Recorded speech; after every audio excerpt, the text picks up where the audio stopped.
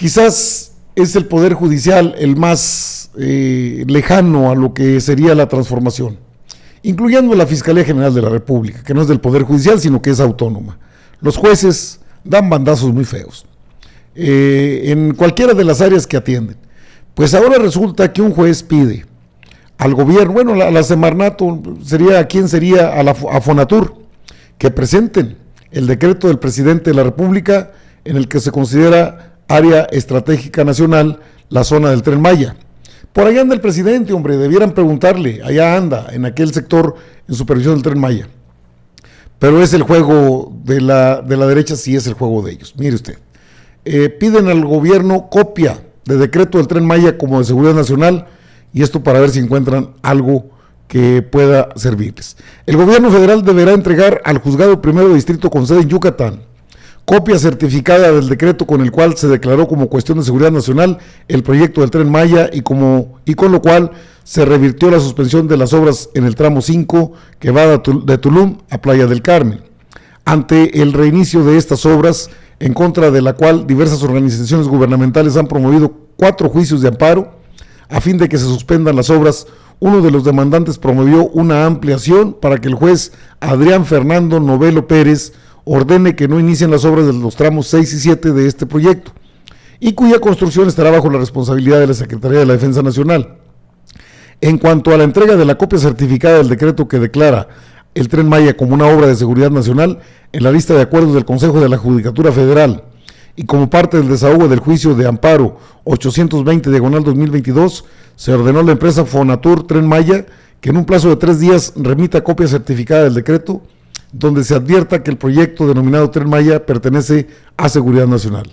El juez Novelo Pérez señaló que si Fonatur no cumple, se le impondrá una multa equivalente a 50 veces el valor diario de la unidad de medida actualizada, AUMA. Respecto de la ampliación de juicio de amparo, este recurso fue solicitado a través del recurso 923/2022, ya que los demandantes argumentan que el gobierno federal, a través de Fonatur Tren Maya, no ha cumplido con los derechos de vía, es decir, no ha incluido los procedimientos para que se inicien las obras por no tener la propiedad de los terrenos en los que se realizará el tendido de vías y el desarrollo del resto de la infraestructura que recorrerá 254 kilómetros de Tulum a Bacalar y 287 kilómetros de Bacalar a Escárcega. Muy bien, esto se inscribe donde, bueno, pues los jueces, les decía yo, el Poder Judicial, tan propios ellos con su toga y su bata esa que se ponen, el birrete, el martillito, tienen sus nombres. Esto se inscribe en una dinámica que han movido mucho comentaristas y reporteros, periodistas, respecto a una judicialización de cuestiones laborales que estarían inscritas en el TEMEC. ¿Que acaso no conocen el artículo 8 de ese tratado comercial? Seguramente lo conocen, pero no les interesa darlo a conocer. En ese contexto, el que habla del tema con propiedad lo tiene aquí y es el doctor Jalife. ¿Qué dice el doctor Jalife de esto, Estados Unidos, Canadá, que se están moviendo por ese lado? Les comento que este pleito de querella durante 75 días ahí, van a presentar sus posturas y se han aliado pues 2 potencias, imagínense, contra un país pobre como México, que no le conviene ni a Estados Unidos ni Canadá ese pleito. Va a dar una pésima imagen de cómo se manejan con la segunda potencia geoeconómica de Latinoamérica y además a nivel del mundo, que quieren ucranizar a México. Está muy mal asesorado el presidente Biden, a mi juicio, ese es, de entrada se los digo, y no debe existir ese problema. Yo creo que hay que arreglarlo. Hay mucha, de las dos partes, debe ser un win-win, y no todo lo que ha sido el, pues, ganar para Estados Unidos y perder para México. Vean, yo esto del TEMEC consta de 1000 páginas y se los digo de entrada, fue una paliza que nos dieron, paliza, sí. Pues como no, pues ahí tenías a Calles Pardo, que es un entreguista, globalista, neoliberal, el Guajardo, bueno, no, olvídense. Lo peor, lo más entreguista que puede tener, lo más antimexicano, con eso les digo todo. Y es importante colocar el contexto. Quienes lo negocian son Videgaray y Guajardo, y los dos son entreguistas de antimexicanos. Pobrecito Peña ni se enteró de qué se trataba. Y por eso no cito a Peña. y pues prácticamente dieron todo, pero era la fase final del tratado. Acuérdense que nosotros teníamos un NAFTA, un Tratado de Libre Comercio que hace Salinas de Gortari, en condiciones también infames e ignominiosas, porque pues él había perdido la elección y realmente Estados Unidos le sacaron partido y ventaja a ese fraude electoral de aquel entonces, y precisamente, bueno, era contra Cuauhtémoc Cárdenas, fíjense. Y en ese momento, pues digo, Salinas se arrodilló, firmó todo con el Tratado de Libre Comercio,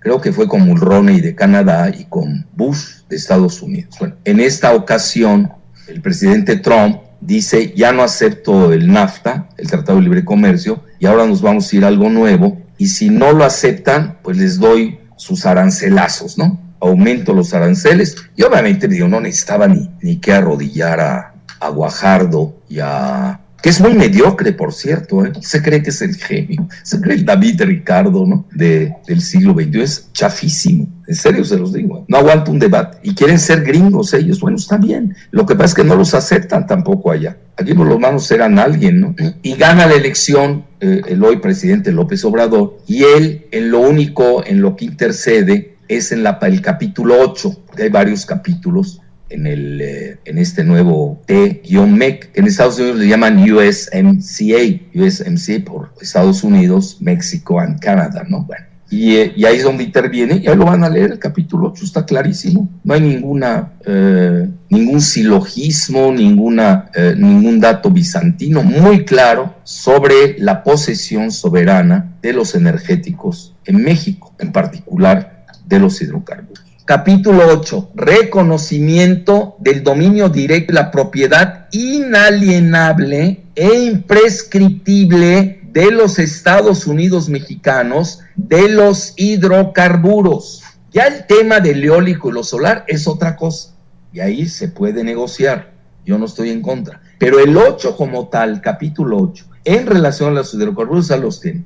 Vea qué dice. 1. Según lo dispone este tratado, las partes confirman su pleno respeto por la soberanía. Todos esos que andan, bueno, iba a ser una palabra muy fuerte, que andan ahí cacareando a favor de uno contra México, vean, ahí lo dice, su pleno respeto por la soberanía y su derecho soberano a regular con respecto a asuntos abordados en este capítulo de conformidad con sus respectivas constituciones. En México hay una constitución, igual que es muy respetable la de Canadá y Estados Unidos, y derecho interno en pleno ejercicio de sus procesos democráticos. 2. En el caso de México y sin perjuicio de sus derechos y remedios disponibles, conforme a ese tratado, Estados Unidos y Canadá reconocen que, ellos lo reconocieron, México se reserva su derecho soberano de reformar su constitución, pues es lo que se ha hecho, y su legislación interna. Entonces, ¿qué están protestando? Luego, B, México tiene el dominio directo y la propiedad inalienable e imprescriptible de todos los hidrocarburos en el subsuelo, que además esto viene desde Venustiano Carranza. Yo me acuerdo, a mí lo platicaba mucho.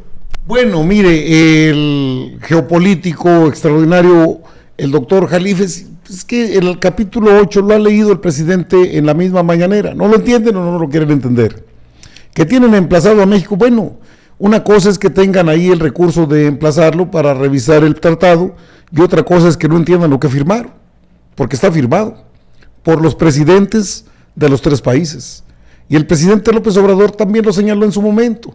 Él solamente intervino en el capítulo 8, donde se respeta la soberanía del país, aunque no les guste, se respeta.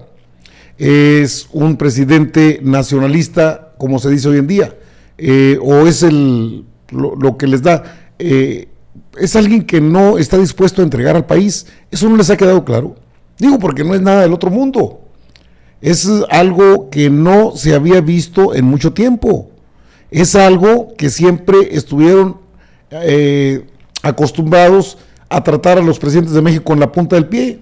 Pues claro, si llegas y te agachas, pues te dan una patada, pues es lo menos que puede pasar. ¿Pero por qué? Bueno, es que siempre estuvieron los intereses de la deuda. hay que contratar deuda y hay que pedirle a los vecinos del norte, ándeles, queremos más billetes, más millones, billones. Pues es la situación de hoy. ¿Se respeta el tratado? Sí se respeta. Pero de que van a doblegar a México, no, bueno, pues entonces ahí sí tendrán que volver a leer este tratado comercial. De otra forma, no pueden hacer aquí lo que hicieron siempre. De veras, no pueden hacerlo. Aunque son unas potencias, no, hombre, también nos necesitan. ¿Cuántas mexicanas y mexicanos, paisanas y paisanos allá en los Estados Unidos radican allá, saben cómo está trabajando el presidente de la República, son seguidores de la 4T, están con el presidente de la República, con el López Obradorismo? Eso queda claro, que no les quede claro a ellos es otro boleto.